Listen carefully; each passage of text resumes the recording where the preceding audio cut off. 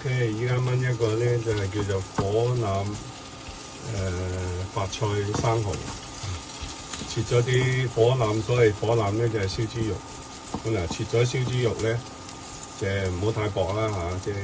比平時厚少少，即係佢炆一炆嘅。咁啊，切咗之後咧，就俾啲薑啦、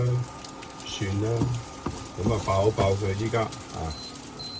咁啊爆佢咧就見到佢啲香味出嚟啦嚇，黃黃地嘅時候咧，咁啊差唔多噶啦嚇，咁樣咧就跟住咧就俾白菜，就俾啲水啊，生蠔咧就俾到拉尾啊，咁啊呢度咧我又煲隔離又煲緊湯嘅，咁咧。炆啦，炒香咗啲火腩之後咧，就加啲滾水落去啦，加啲滾水。咁佢滾緊嘅時候咧，你就可以放嗰啲白菜落去，放咗白菜落去咧，咁就由佢咧，佢又會索水嘅，嗰啲白菜咧會係好索水下嘅。咁你唔夠咧，你就再加啲水落去，咁因為咧炆咁上下咧，佢唔使炆好耐嘅啫，就係大約係15分鐘就得㗎啦，15分鐘，因為啲本身啲火腩咧係有味道熟咗㗎嘛，嗰啲燒肉，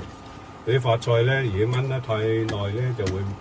腍晒咧，就會夾得爛嘅，咁咧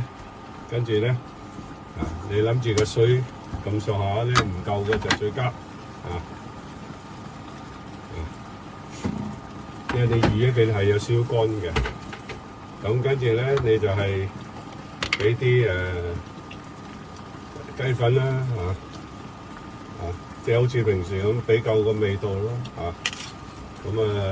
俾雞粉之後咧就俾啲鹽啦，啲鹽同樣咧都係。冇俾太多先啦因為你哋唔知道點樣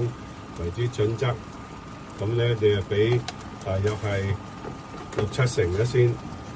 一陣食下試下味唔夠咧就再加，咁爸爸就可以一次過俾就啱啱好啦。咁我倒兩下嘅，你哋唔識倒嘅咧，咪攞鑊鏟鏟咗下佢咯，咁咧跟住咧加啲咁多生抽落去啦，咁之後咧就由得佢咧就咁樣咧就炆一炆佢冚埋個鑊蓋，咁就炆下佢咁大約炆嘅15分鐘咧就放啲生蠔落去，咁嘅咧就已經係生蠔咧大約係7、8分鐘咧就得㗎啦，焗一焗佢咁就可以起得㗎啦，最後嘅時候咪撒少少葱花落去咯。係嘛？嗱，基本係咁樣炆嘅啦。